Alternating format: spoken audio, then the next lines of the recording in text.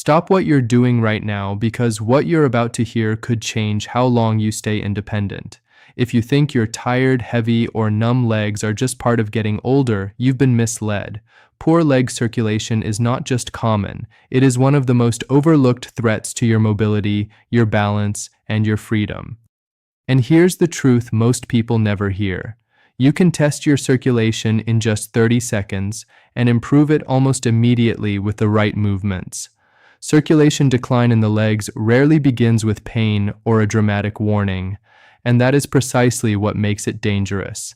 It advances quietly, tightening the flow of blood through vessels that were once flexible and responsive, gradually reducing the delivery of oxygen and nutrients to the muscles and tissues that depend on it most. Many older adults assume that the subtle heaviness in their legs, the slight stiffness when standing, or the occasional tingling sensation is simply a normal consequence of aging, but this assumption masks a deeper physiological shift that demands attention. As the years progress, blood vessels lose a degree of elasticity, becoming less capable of expanding and contracting efficiently. At the same time, muscle activity in the lower body often decreases, especially during long periods of sitting or inactivity. This combination creates a perfect environment for slowed circulation, where blood begins to move less effectively against gravity, particularly from the feet and calves back toward the heart. The body, designed for movement, begins to compensate in ways that are not always immediately noticeable, allowing the problem to deepen beneath the surface. What makes this decline especially concerning is its cumulative nature. It does not remain static. Reduced circulation leads to decreased oxygen supply, which weakens muscle fibers over time. Weaker muscles then contribute even less to the natural pumping mechanism required for healthy blood flow, creating a cycle that reinforces itself. This feedback loop continues silently, often for years, until the effects become difficult to ignore and significantly harder to reverse. In many cases, the earliest indicators are dismissed or misunderstood. A feeling of fatigue in the legs after minimal activity, a slight swelling around the ankles by the end of the day, or a sense that the legs are slower to respond when standing up. These are not isolated inconveniences.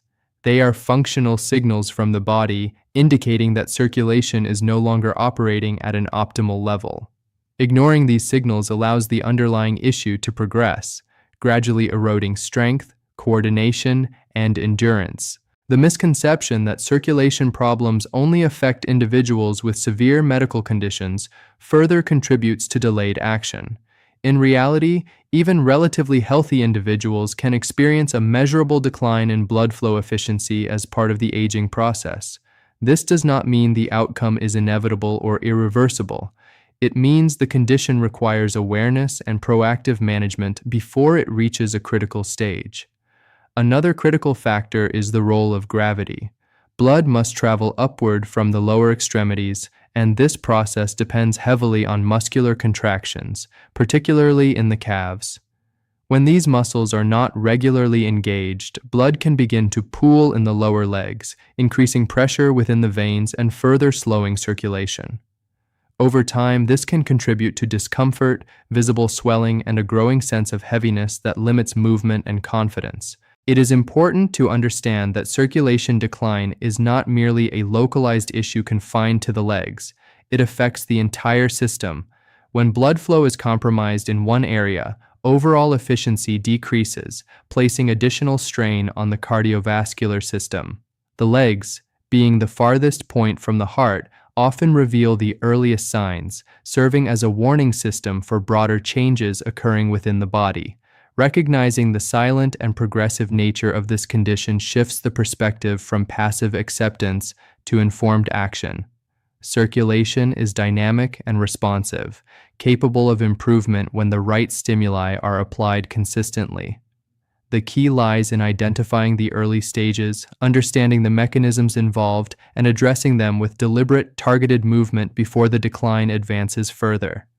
Circulation decline in the legs rarely begins with pain or a dramatic warning, and that is precisely what makes it dangerous. It advances quietly, tightening the flow of blood through vessels that were once flexible and responsive, gradually reducing the delivery of oxygen and nutrients to the muscles and tissues that depend on it most. Many older adults assume that the subtle heaviness in their legs, the slight stiffness when standing, or the occasional tingling sensation is simply a normal consequence of aging, but this assumption masks a deeper physiological shift that demands attention. As the years progress, blood vessels lose a degree of elasticity, becoming less capable of expanding and contracting efficiently.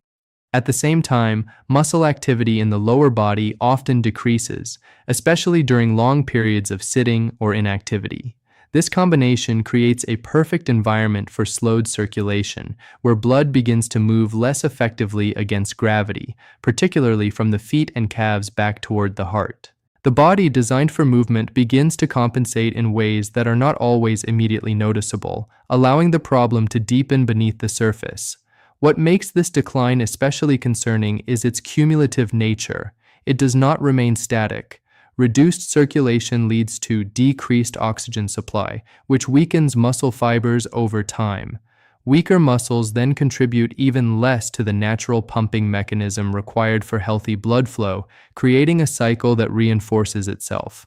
This feedback loop continues silently, often for years, until the effects become difficult to ignore and significantly harder to reverse.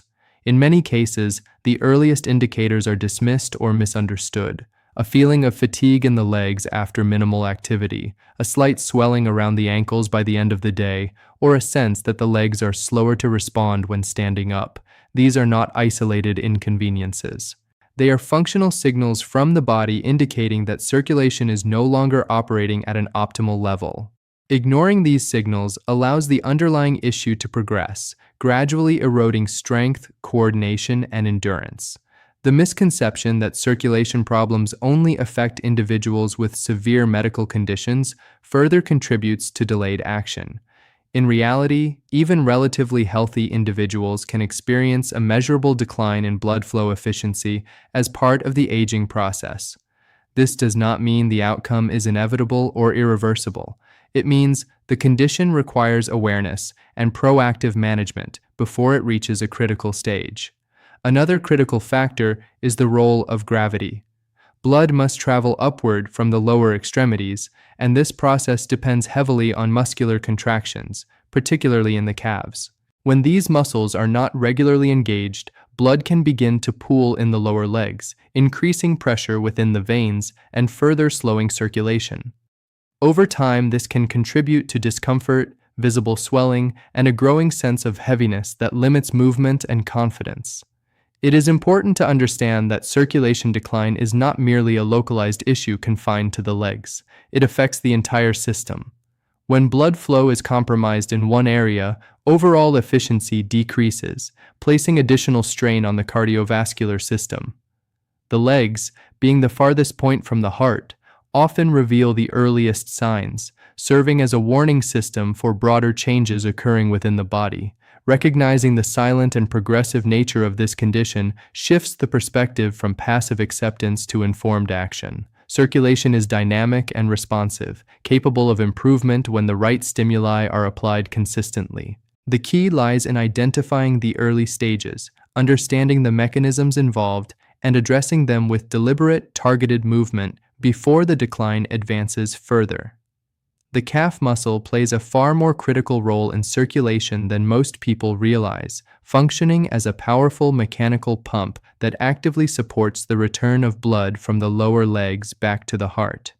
This role becomes increasingly important with age, as the efficiency of the cardiovascular system naturally declines and the body relies more heavily on muscular assistance to maintain proper blood flow. When this system operates effectively, circulation remains smooth and consistent, but when it weakens, the consequences begin to surface in subtle yet progressive ways.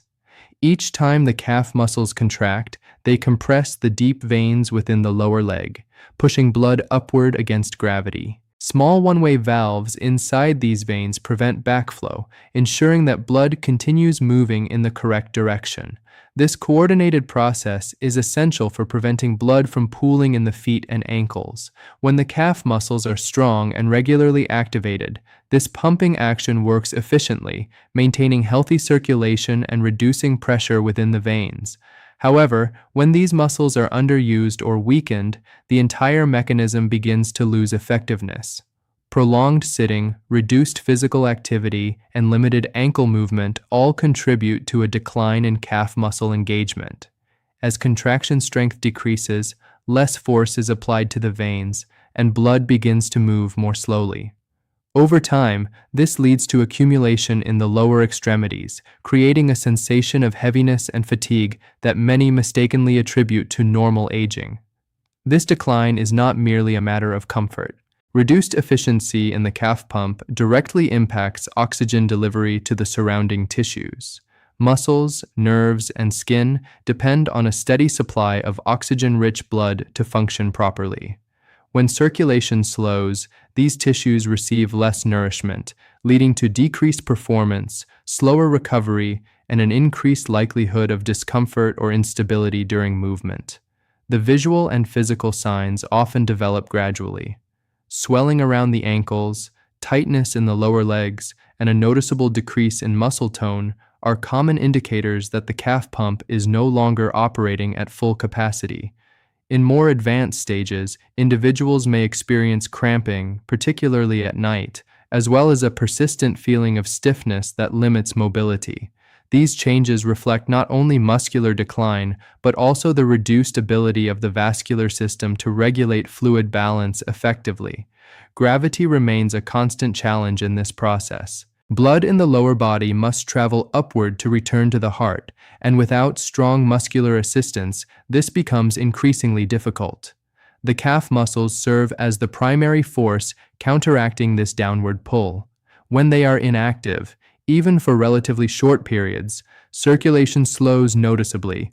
This is why extended sitting or standing without movement often leads to discomfort, as the pump is temporarily disengaged. Another important consideration is the relationship between the calf muscles and overall balance and stability. These muscles are deeply involved in maintaining posture and controlling movement at the ankle joint. When they weaken, not only does circulation suffer, but the ability to respond quickly to changes in position is also reduced. This increases the risk of instability and falls, linking circulatory health directly to functional independence. The encouraging reality is that the calf pump is highly responsive to activation. Even simple, controlled movements can restore its function and significantly improve blood flow within seconds. Unlike many aspects of aging that require complex interventions, this system can be strengthened through consistent, targeted use. The body retains its ability to adapt, and the calf muscles, when properly engaged, can regain much of their pumping efficiency. Understanding the calf as a secondary heart shifts the perspective from passive acceptance to active responsibility. It highlights the importance of deliberate movement, not just general activity, in maintaining circulation.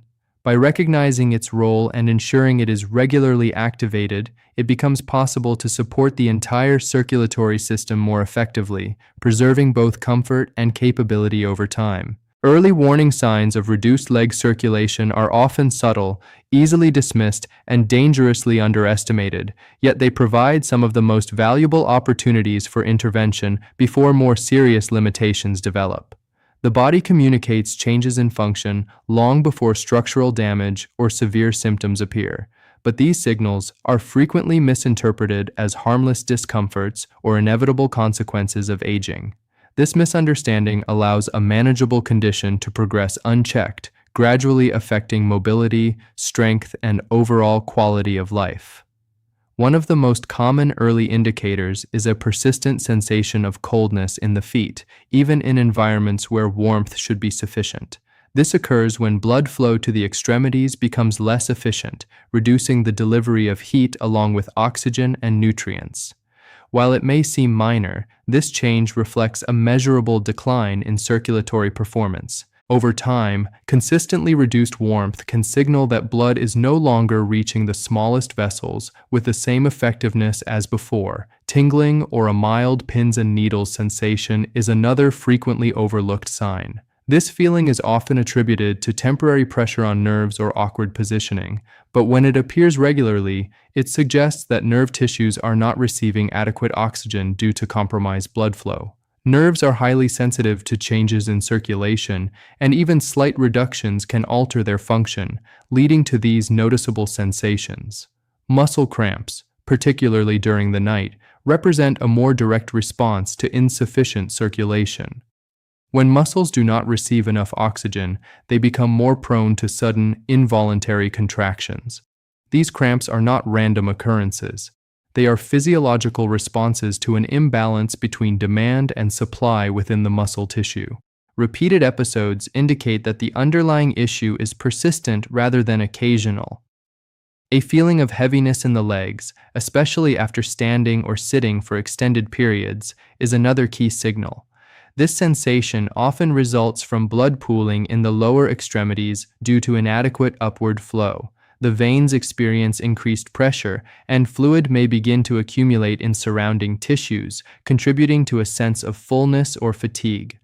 This is not simply tiredness, it is a mechanical consequence of reduced circulatory efficiency. Swelling around the ankles and lower legs provides visible confirmation that circulation is not functioning optimally. When blood and fluid are not effectively returned to the heart, they begin to collect in the lowest parts of the body. Even mild swelling should not be ignored, as it indicates that the balance between fluid delivery and removal has been disrupted. Left unaddressed, this condition can worsen, leading to discomfort and further limitations in movement. Another important yet often dismissed sign is slower recovery after physical activity. When circulation is efficient, muscles receive the oxygen and nutrients needed to repair and restore themselves quickly. When it is compromised, recovery becomes delayed and fatigue lingers longer than expected.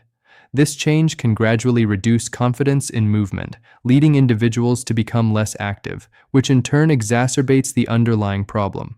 The tendency to overlook these warning signs is reinforced by the belief that they are normal parts of getting older. This belief delays action and allows the condition to advance to stages where intervention becomes more complex.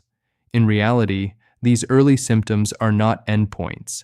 They are signals, providing a window of opportunity for correction while the body remains highly responsive to targeted improvements. Recognizing these indicators as meaningful rather than trivial transforms them into actionable information. Each sensation, whether it is coldness, tingling, cramping, or heaviness, reflects a specific change in how blood is moving through the lower body. Understanding their significance enables timely response, preventing the gradual decline from reaching a point where it interferes with independence and daily function. Awareness is the first step, but it must be followed by deliberate action. The body has a remarkable capacity to restore efficiency when given the appropriate stimulus. By acknowledging these early signs and responding with targeted movement and consistent activation, it becomes possible to interrupt the progression of circulatory decline and maintain a higher level of physical capability over time. Circulation is not a fixed capacity that inevitably declines without response. It is a dynamic function that reacts immediately to the demands placed upon it, and this responsiveness becomes one of the most powerful advantages when addressing reduced blood flow in the lower legs. Unlike structural degeneration that may require long-term intervention, circulation can improve within seconds when the correct muscles are activated with intention and consistency. The human body is designed to prioritize efficiency, constantly adjusting blood flow based on activity levels. When muscles contract, they create pressure within surrounding tissues and vessels, effectively pushing blood forward and accelerating its movement through the circulatory system. This mechanism is particularly evident in the lower legs, where the combination of muscle contraction and one-way venous valves facilitates the upward return of blood against gravity. When this process is stimulated, even briefly, the effects are immediate and measurable. Targeted movement plays a critical role in this process because it focuses directly on the muscles responsible for circulation rather than distributing effort across larger, less specific areas. When the ankle joint moves through full flexion and extension, and when the calf muscles contract with control, the pressure generated within the veins increases significantly. This enhanced pressure propels blood upward more efficiently, reducing pooling and restoring a more balanced flow throughout the lower extremities. The speed at which this improvement occurs often surprises those who experience it for the first time. A brief period of deliberate movement can lead to a noticeable change in how the legs feel. Sensations of heaviness begin to diminish, stiffness starts to ease, and a sense of lightness returns as oxygen-rich blood reaches tissues that were previously undersupplied. This rapid response demonstrates that the system is not failing, but rather understimulated. Consistency amplifies these effects. While a single session of targeted exercise can produce immediate benefits, repeated activation throughout the day reinforces the circulatory pathways, making them more efficient over time. The veins adapt to regular pressure changes, the muscles regain strength and responsiveness, and the coordination between these systems improves. This gradual enhancement creates a more stable and reliable pattern of blood flow, reducing the likelihood of recurring symptoms. Another important aspect is the accessibility of these movements. They do not require specialized equipment, extensive time commitments, or high levels of physical exertion. Simple actions performed in a controlled manner are sufficient to activate the necessary mechanisms. This makes it possible to integrate circulation-focused exercises into daily routines without disruption, ensuring that the body receives consistent stimulation even during otherwise sedentary periods. The relationship between movement and circulation also highlights the importance of frequency. Long periods of inactivity allow blood flow to slow, while brief, regular bursts of movement maintain momentum within the system. This approach aligns with how the body naturally functions, favoring repeated activation over isolated effort. By distributing movement throughout the day, it becomes possible to sustain improved circulation rather than relying on a single period of activity.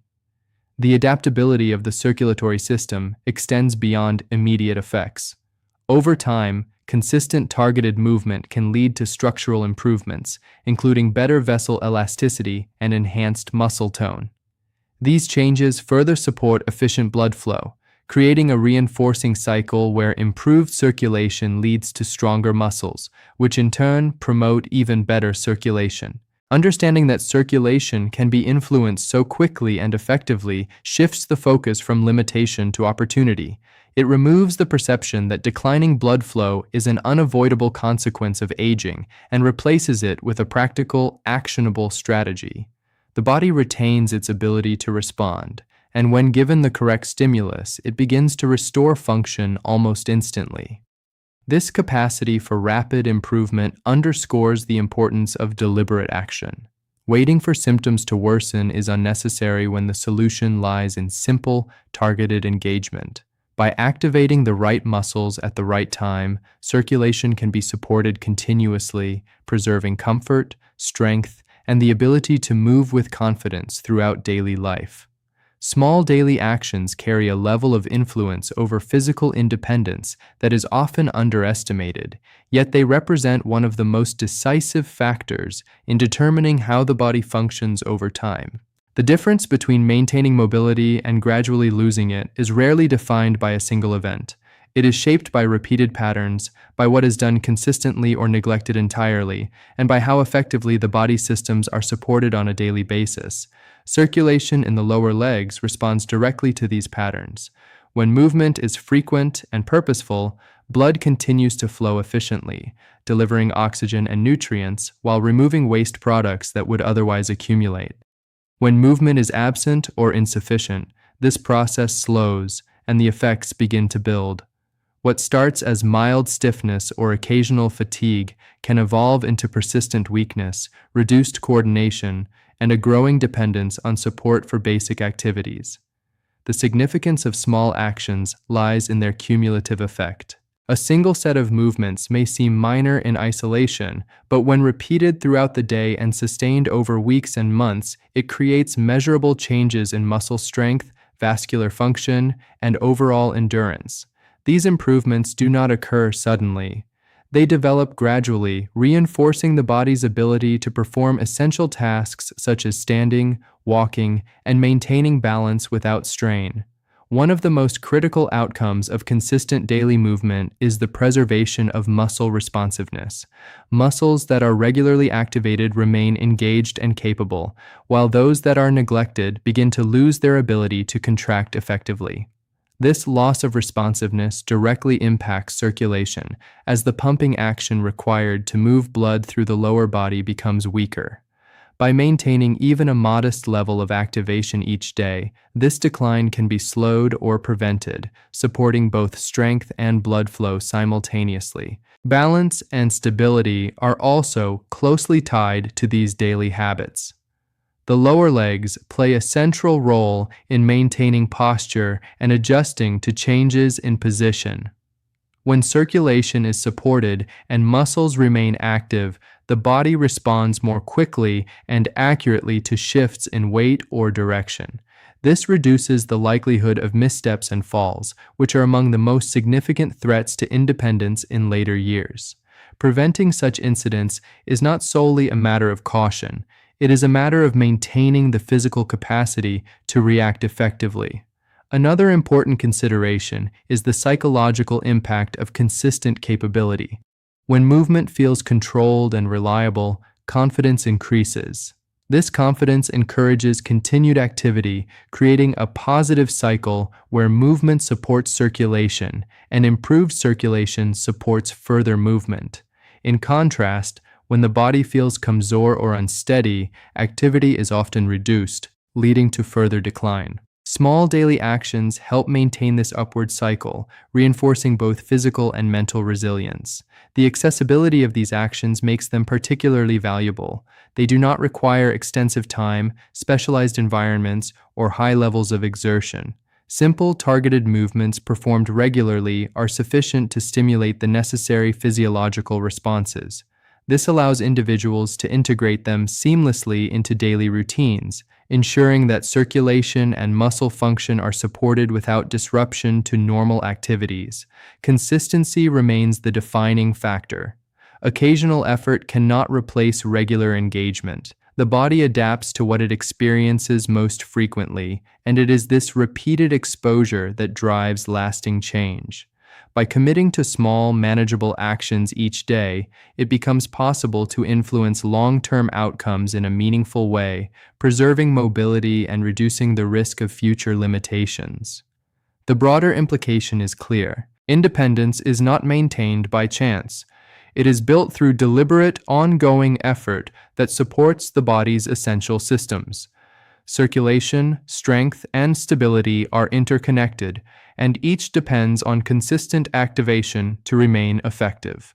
Small daily actions provide the foundation for this activation, offering a practical and reliable means of sustaining function over time.